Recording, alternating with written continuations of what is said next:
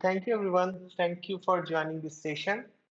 And before we dive into today's session, I would highly recommend everyone to take a few minutes and to read this article. I have read this article twice in just 2 days, and I would say like what Raz is building is truly incredible. If you want to truly understand about digital sovereignty and why it is so critical right now, I would request everyone to at least read it once and also go through the references which some of he has mentioned. Like one of them is the Austrian economics, which he mentioned, and in that, like if you will read more, you will understand like why we have many big central plan system, but fundamentally they are bound to fail. So yes, I just want to cover this because this is one of the incredible article. I would say everyone maybe whenever you get time, read about it, and then you will feel what is the need of digital anarchic system or digital sovereignty. So this is precisely why I choose today's topic, how to update your online security, because I know many of you attended our previous privacy sessions and shared some great feedback, which I truly appreciate.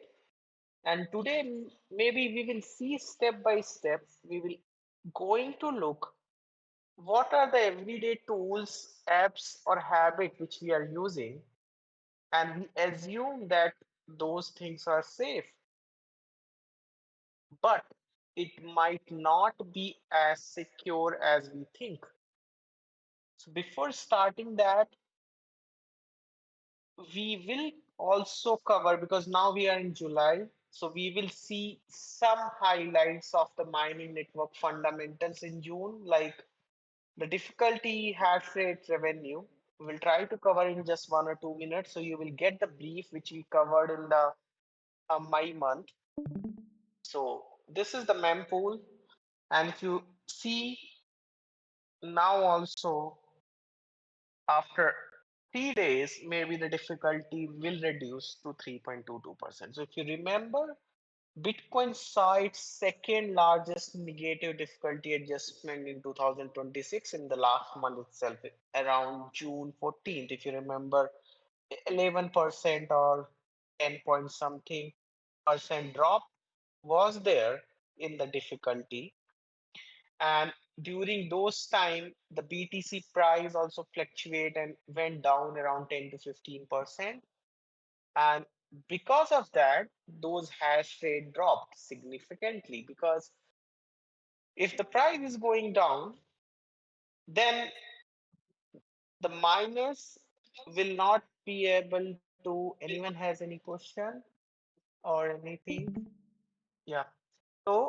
Yeah, I was saying that hash rate dropped significantly around 11%.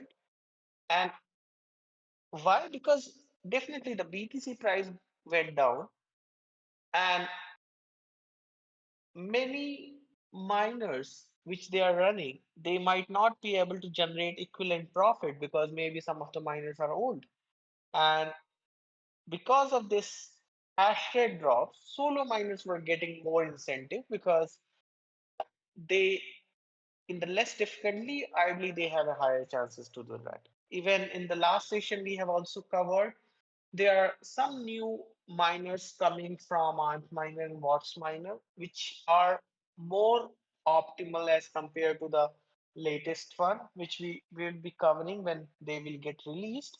And we have also seen that some of the big centralized miners have sold their BTC profit and pivot towards AIN. high performance computing. If some of you might be following the market, so you might be aware like all those Asian market. I'm not talking about the Indian market because in India, like in semiconductor industry, we don't have any popular company. But if you will see Taiwan, South Korea, and all those countries, they have lost around 800 billion, if I'm not wrong, in just one day. Combined China and all those companies, because those big companies, Samsung, Hynix, and all those memory manufacturing, TSMC, and all those companies are from these Asian market, and that's why even in my personal opinion, those market was quite high. If you will compare Taiwan market, like everyone was investing on AI, but that is a different thing. So because of that, these things were happening. People were pivoting towards those. Okay. Now let's focus our today's session on how to update your online security. And in that, we are going to cover the everyday apps which you are using. So the goal is not like to make you isolate and paranoid, right? Because yeah, as everyone wants to have a digital presence, we will focus more on the practical and actionable steps so you can stop outsourcing your security to the third parties without knowing that your data is going through it. Okay. So now the first thing, if we will discuss, that is the mobile privacy. So I believe 99.99% people are either using Android phones or using iOS, means Apple iPhone. So if I will compare these two, we need to know how much they can able to track you. Okay. So one feature maybe you might have used, that is the GPS, right? So if you turn on the GPS, you will able to know, okay, which location you are, even your mobile phone will also able to know. Right? But let us suppose even you are not using a smartphone, because people feel that if I'm not using a smartphone, people will not able to trace you. So what happens, even if you are using Nokia, a keypad phone, then also people can able to trace you just by your cellular tower. How it happens? I will give you a brief. Like, let us suppose this is your mobile phone, that Nokia, that is any small phone, right?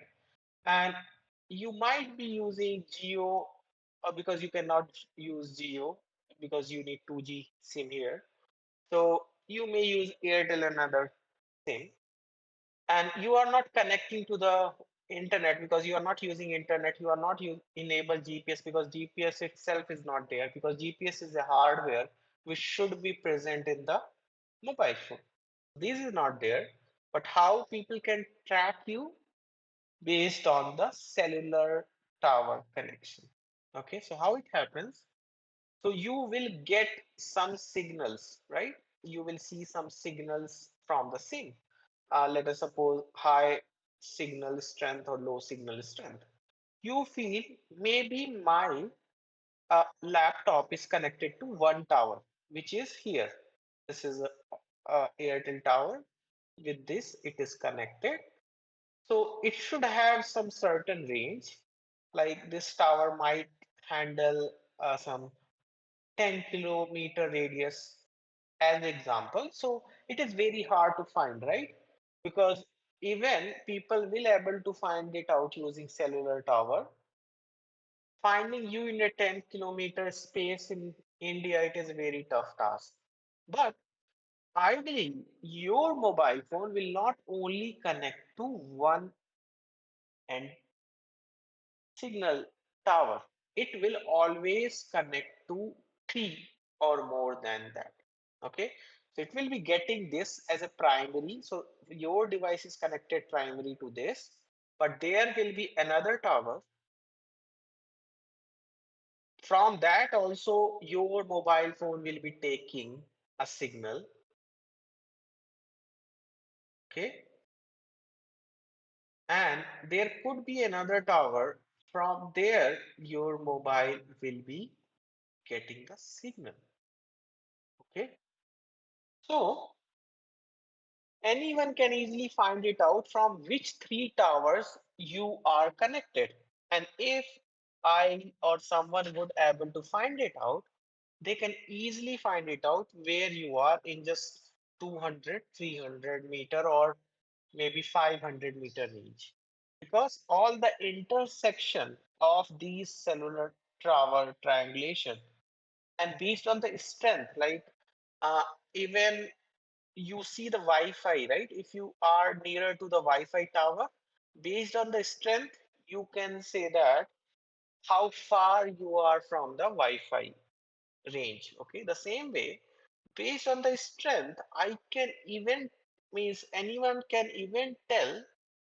And if you want to know how they will get to know, if you will see internal setting, there would be one parameter named dB, decibel. Okay, based on that anyone or all those strength you will able to find it out. Based on that you will see if you are more connected with this, less connected with this, even in this circle you should be in this part. Okay, so this is very easy to find it out even you are not using a smartphone. But let us suppose you are using a smartphone, then then you might be using SIM card. Let me open a notepad. So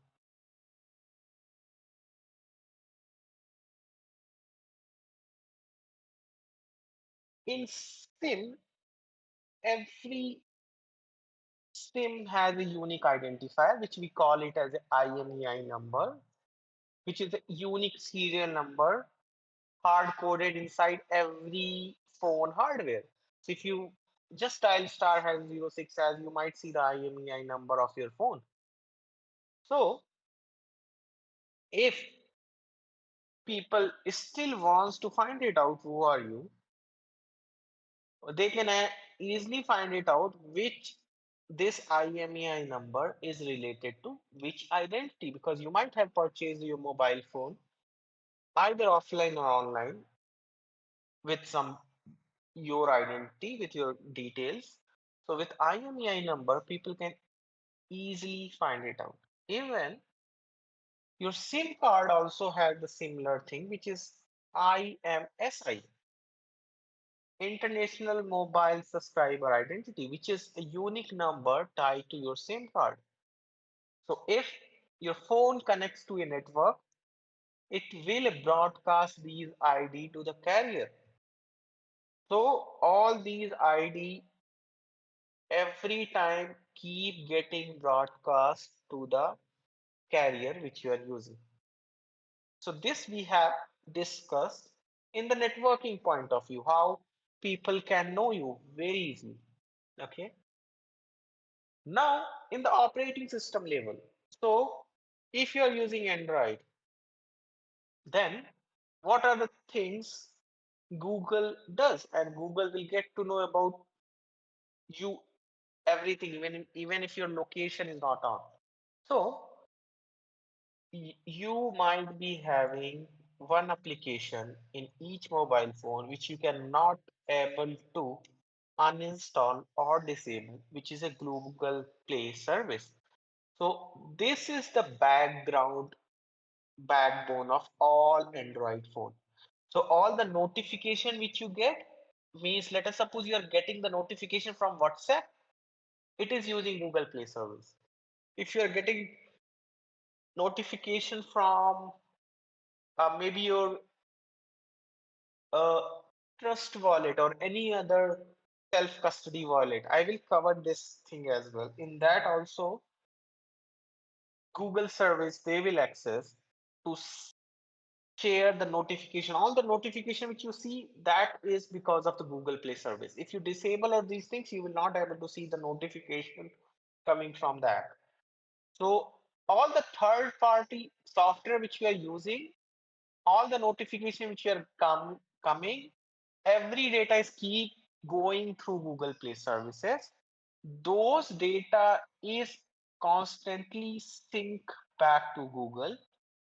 And even if you turn off your location services, Play service is still able to handle the device diagnostics and able to do the security scanning, all the push notification, even the OTP which you are getting, everything are going through Google Play services. So how critical it is. Okay, they have all those data. Now leave about this. Let us suppose you will say, will, I don't use SIM card for my phone. So the first thing which we have discussed, the IMEI, MSI, or the network thing, maybe people will not able to because you haven't inserted the SIM card in your mobile phone. But you are mostly using Wi-Fi or Bluetooth, right? In that case, can they able to track you easily? Very easy. How? I'm not sure. You might have heard about the recent lawsuit on Amazon. Like, if anyone is using Alexa devices will keep scanning all the devices which is there in their range, and it can automatically communicate with all the Amazon related products using a secret communication protocols. Okay. The same way, even if your mobile phone, your Wi-Fi is off, Bluetooth is also turned off, GPS is also turned off, then also your Android phone, even your iPhone can able to scan all those nearby Wi-Fi routers, Bluetooth devices, and IoT devices. Okay, that means even if you are using any uh, mobile phone which has a Google Play services or iOS, in that even your Wi-Fi is turned off, Bluetooth is turned off by default, your device will keep scanning in nearby Wi-Fi routers, Bluetooth beacons, and IoT devices. On what they do, Google will keep map all those MAC address. So if maybe you are thinking what is MAC address, so think like this. MAC address is a unique address for each hardware. Means it might happen we have 100 iPhones, right? But each iPhone should be having a unique MAC address. Because of that, you can distinguish this is the different one, this is a different one. Okay.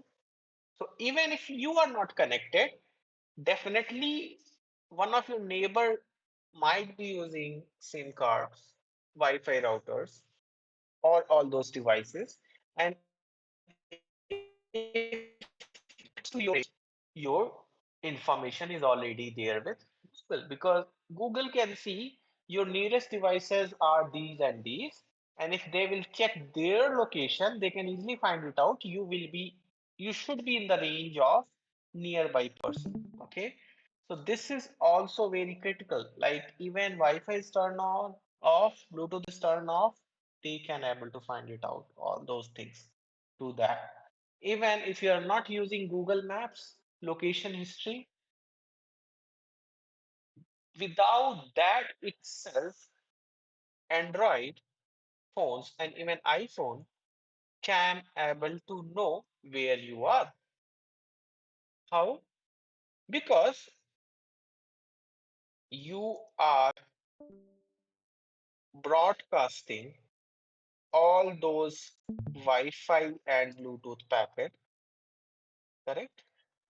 And second thing is your Android can access all your accelerometer data, gyroscope data, and barometer, all those sensors which you have in the mobile phone.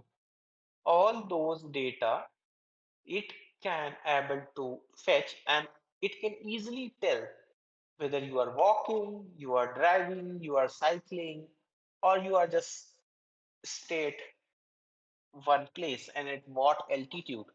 Because based on this sensor, they can easily able to track all those things.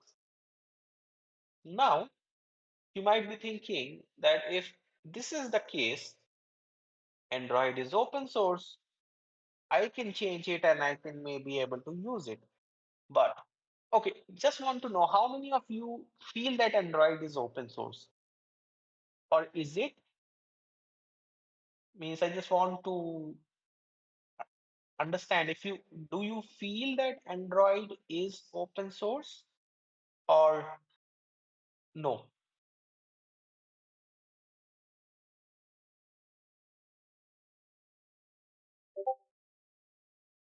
If you feel Android is open source, then this is incorrect because Android is not fully open source.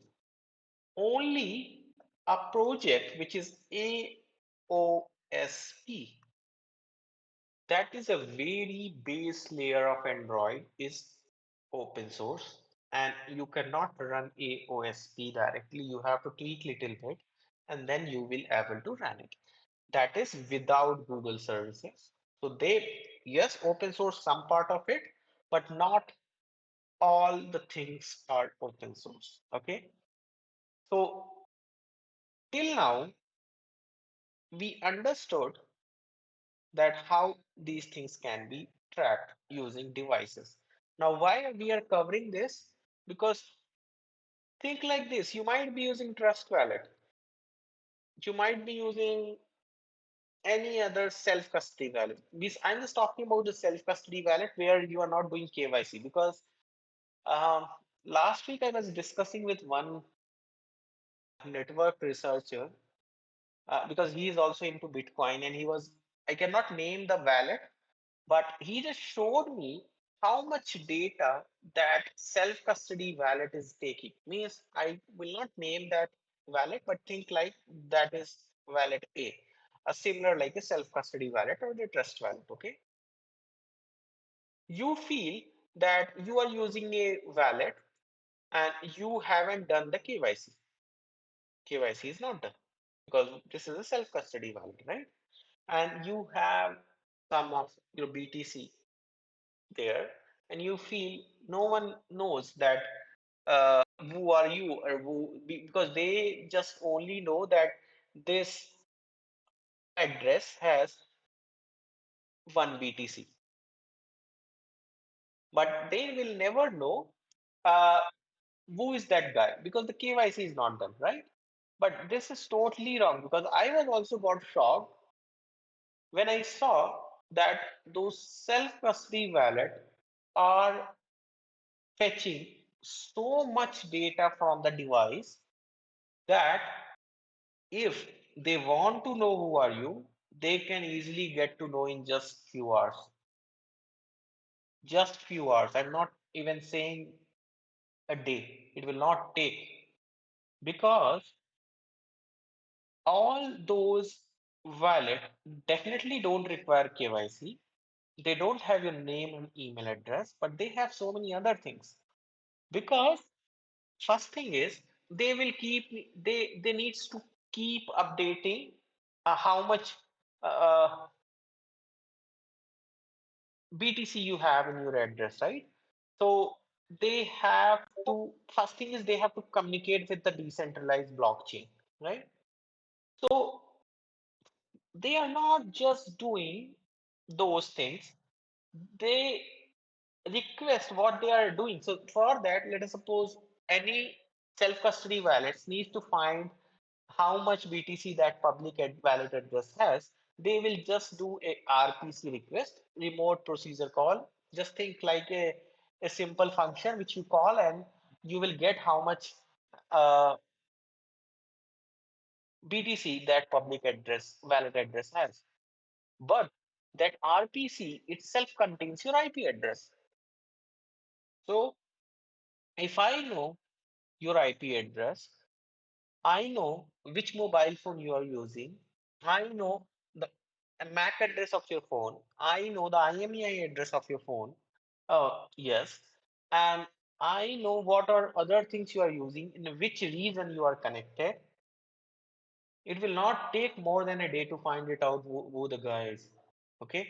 And not just this, the guy has collected a 24 hours data, how much data this self-custody wallet is keeps sending to the server. And based on those information itself, like they will do app analytics, crash reporting. So even somehow you might have heard about few things like one of the wallet, someone has sent a crash report and that contains the seed phrase. But leave about it. Let us suppose you are using a hardware wallet. But itself, some of the hardware wallet people use with the self-custody application which they are running in the mobile phones. That itself contains all those information. Even if you haven't done the KYC, you feel, but they have your device ID, IP address, and all those things, which is very easy to find it out who this guy has. So if you have more BTC, I'm not saying that those companies will do that. That's why I'm not naming any self-custody wallet. But think like this, they can do that. Means people are not aware of these criticality and they feel that they are secure, but you are not. You should never use any self-custody wallet. I would say you don't use in your mobile phone. That is one thing. Even if you're using, that's well and good, but use it using a VPN and all those things. Make some precaution. If you are putting a huge amount on those, if you are just putting $100,000, then it's okay. But if you're putting your life saving on it, at least understand how critical it is because people can easily able to find it out your location based on these details which they have. Okay. So yes, we have covered this. Anyone have any question in the mid or we can move further? If anyone has any doubts till now, you can ask. Otherwise, I will focus more on how we maintain anonymity in the self-custody. If you're using any kind of thing, how we can do that. So sure. First thing is, if you are using these things, you have to definitely use VPN or Tor, I would recommend instead of VPN. Uh, if you might have used some of the wallet, they support Tor integration, like Trezor should support Tor integration. That is the one thing. But there are so many other wallet that supports, even they don't support, you can manually enable Tor for this specific application. Even if you are using in your mobile phone, you can use Orbit and the Orbit is an application. You can download it from F Drive. So this we also discussed this thing as well. So uh, from that, you can make sure whenever you open any app that should route through Tor network. That is one thing. But let us suppose if you are doing all those things, they still have your device ID and all those things. For that, maybe it's okay because getting your information based on device ID is very tough for a normal person. Only the big players can able to do that. But from IT to track you, it is very easy. Any normal person can able to do that very easily. So we have covered about mobile phones right now. Now I will just shift a little bit and people will say, I'm not using Trust Wallet or all or any other wallet, leave Trust Wallet, any other self-custody wallet. I am using on Windows because Windows they have some Windows application as well or in Chrome as well, right? But if you're not using mobile phone, if you're using laptop, now if you see the latest Windows 11 update, that you have to log in, means even previous also you have to log in with your Microsoft account during setup. Even if you're doing a local only account, then you have to uh, log in with your email. And once you do that, Windows has so many internal applications. If anyone has any questions. Okay. So yeah, I will move ahead here. Yeah. So I was saying that Windows 11 now, because if you remember in the previous session, I have covered for Windows a little bit that they have some applications in the background which will be keep running and that see which app you are using, what data you are consuming. But yes, compared to mobile phone, it is little hard for Windows to track everything because you don't have a proximity, you don't have all those sensors here. But still, the Wi-Fi discovery and Bluetooth discovery might be open. They will have to check all the history, all those things which you are running, and even they take the screenshot what you are keep doing because right now they have enabled the Copilot and AI tracking. In that, they will keep tracking the photographic memory and they will able to find it out what you are doing visually even because now all those latest CPU which are coming that comes with NPU. You might be thinking, okay, I don't have a latest mobile phone. I don't have a latest laptop. They might not be having NPU. But let me tell you one thing. If you're using a mobile phone which launched after 2020, or if you have a mobile laptop which launched after 2021, all those devices comes with NPU. Maybe that time they were not telling NPU as a feature because AI was not very, very popular. But that time itself, like I can give you an example, like you, I will take any example of very cheap processor. Let us suppose Dimensity 7050. Okay, this was launched in 2023, right? It also contains NPU, and this is a 6 nanometer one, so older one. I'm not talking about the latest one. So all those things comes itself with NPU, which can do the digital history using natural language. Maybe it will not be that powerful to do that, but they can able to do it entirely locally on the device. In the laptop case, definitely, and they will be keep routing to the cloud. So those are the things which can happen even if you are using a normal mobile phone, any brand. I'm not talking about any specific brand. All the brand comes with Google Play services, and all the laptops comes with all those pre-built Windows system applications which you cannot uninstall. Just like in Google, you cannot uninstall Google Play services. You cannot disable it.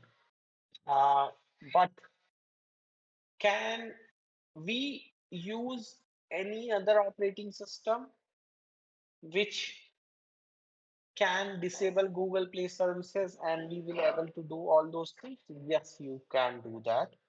We will cover all those things. But before that, another point which I want to cover, because we have seen mobile phones, we have discussed laptops or PC, and we have discussed through network with dumb phones and with Wi-Fi and Bluetooth, right?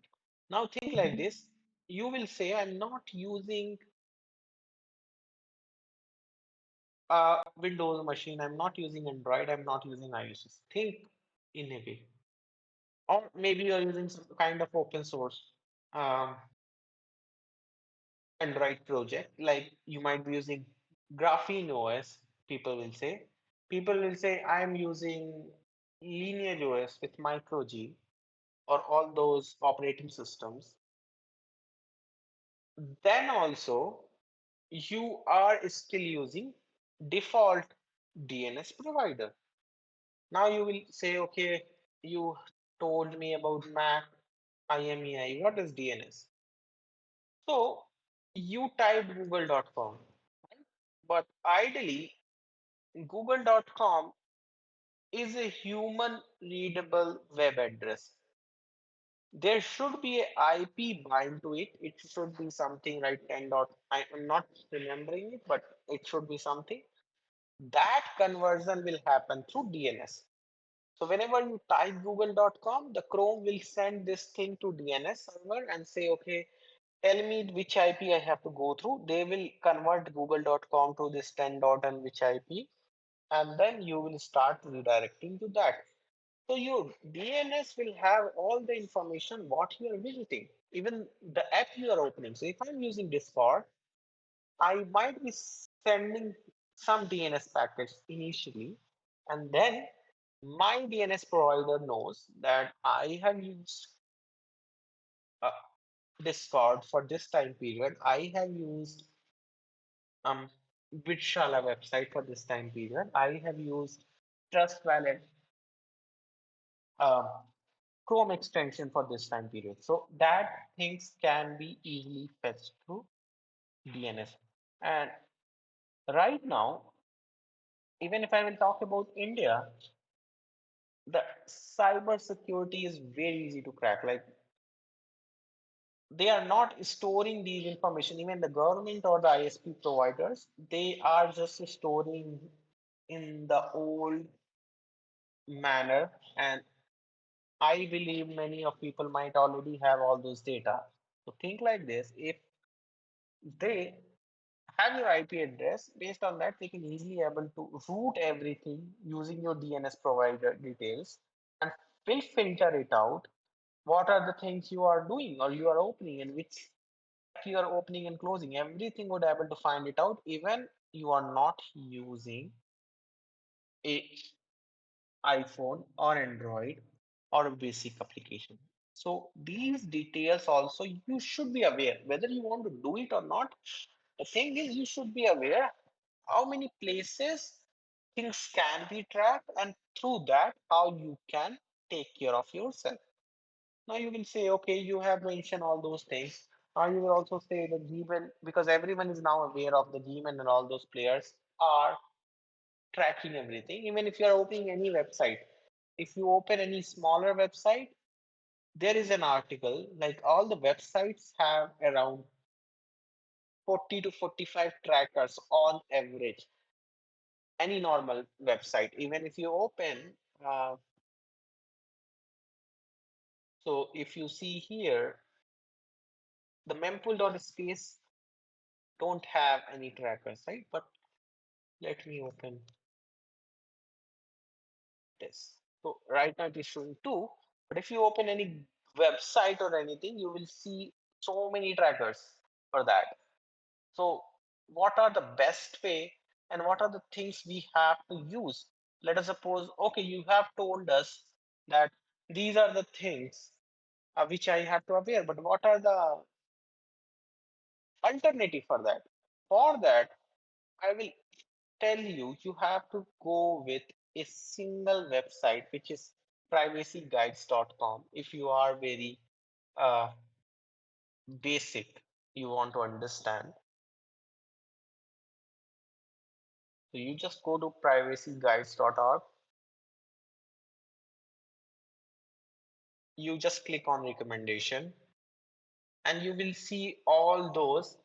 Like if you want, now it depends at what level you want to make you private. So you can self-host your DNS as well. How you can do it? You can just put it on your Raspberry Pi and you can make it as a DNS.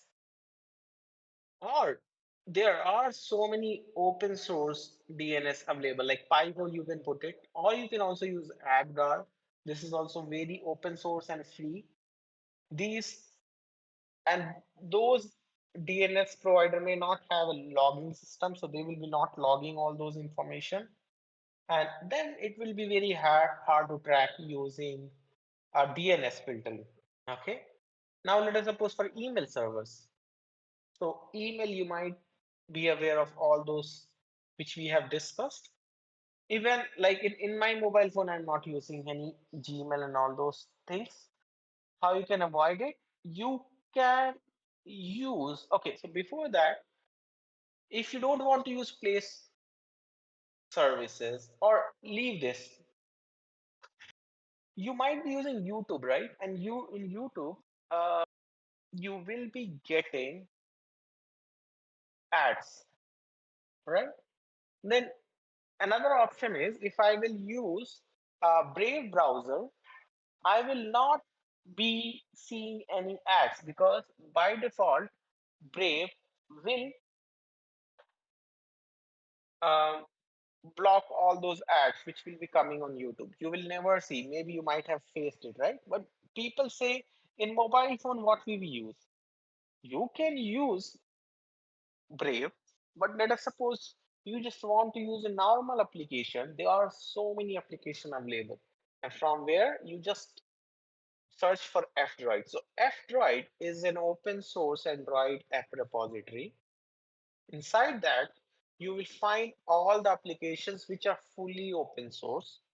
F-Droid team first internally test and verify those, and then they will list it. Okay.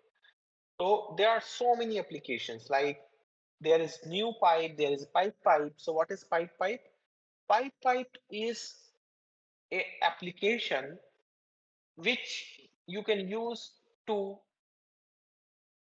watch YouTube, all those things, and you don't need to log in it. First thing is, if you download the YouTube application from Play Store, you have to first log in it with your Gmail account. Then whatever you are watching, that watching history will be stored, mapped to your email address. But in this case, you don't need to log in anything. That is the first thing. You will get all the premium features which you receive on the YouTube. How?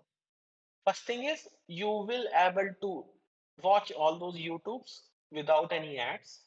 Second thing, it will also work in the background. So let us suppose you are listening music, you can able to run it background without using the premium services.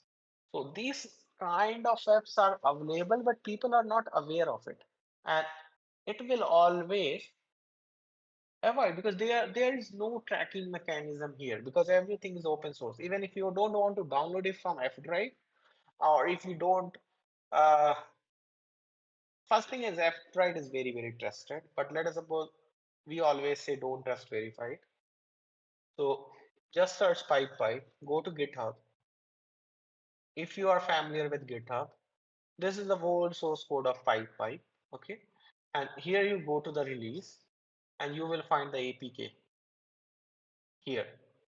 You can just download the APK and you can run it for your Android application. There will be ARM64 because all 99.99% of the mobile phone which you are using either running on Qualcomm or Apple Silicon chip or MediaTek. Even Unisocket, if you're running, those are based on ARM. Just need to download this APK and it will work fantastically. So this is the one thing regarding YouTube, right? Now, how you can use calendar, clock, context, because you might be using Google Contacts, Google Messages, right? FOSS. So there is a FOSS contract is there, which you can use it easily. Like if you can search about it, Fossify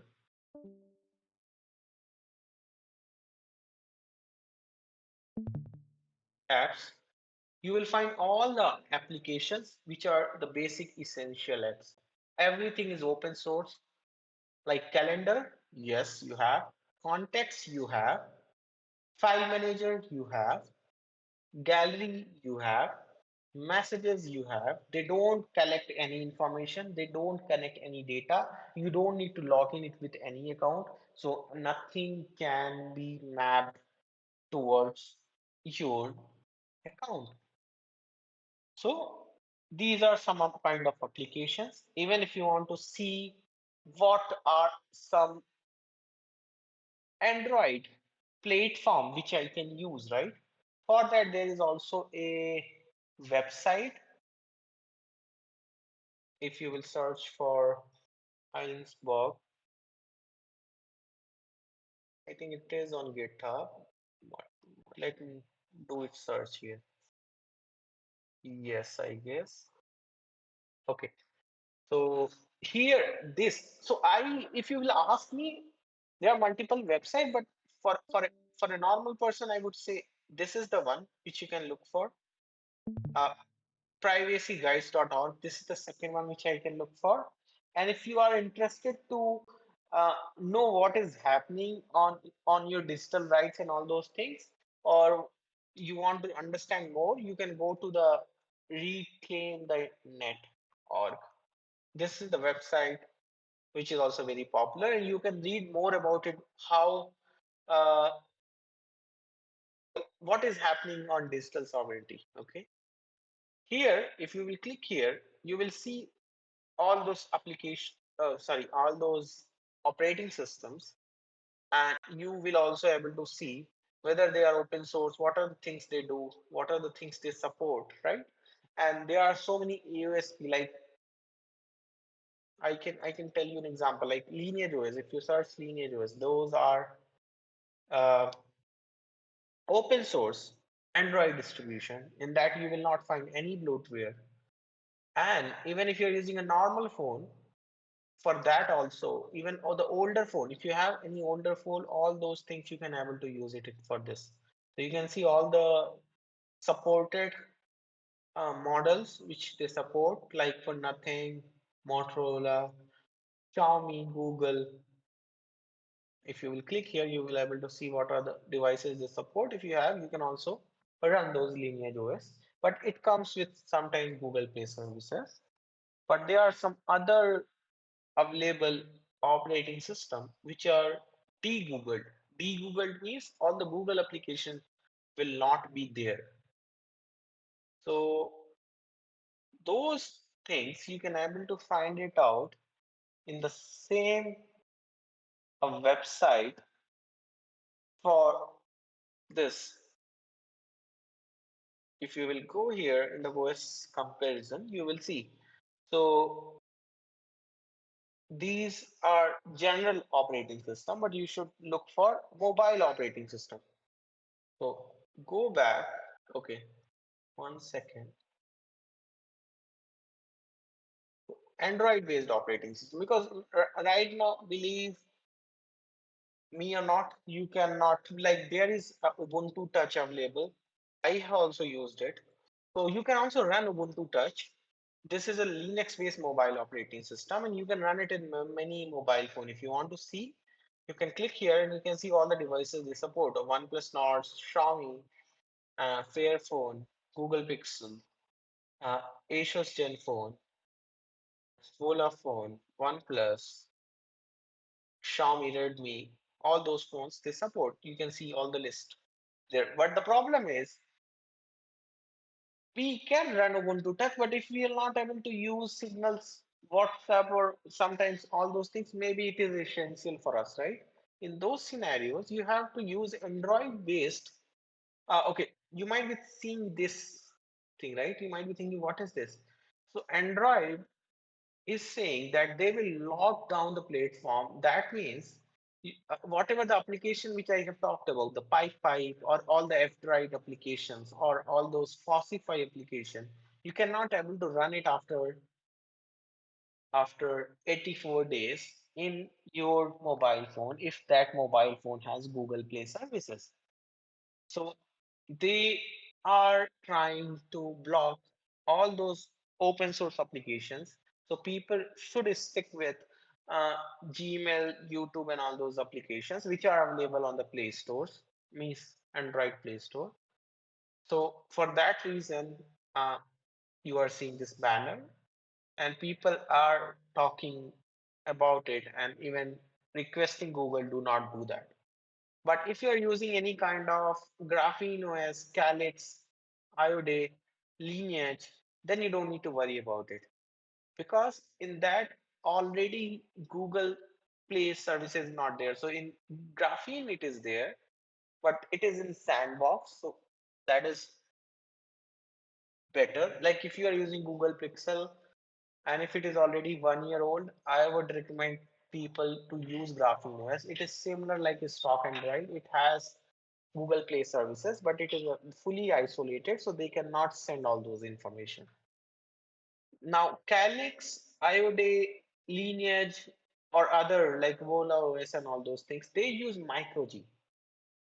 Now, you might not be aware of what is micro G, and maybe I'm not, we will cover in some other session, but this is a alternative version. If you remember in the first initial 15 minutes, I mentioned one thing that Google Play services even control all the notification, right? So if I'm saying I will remove Google Play services, then I will not get any notification. I will not get any ping or all those things.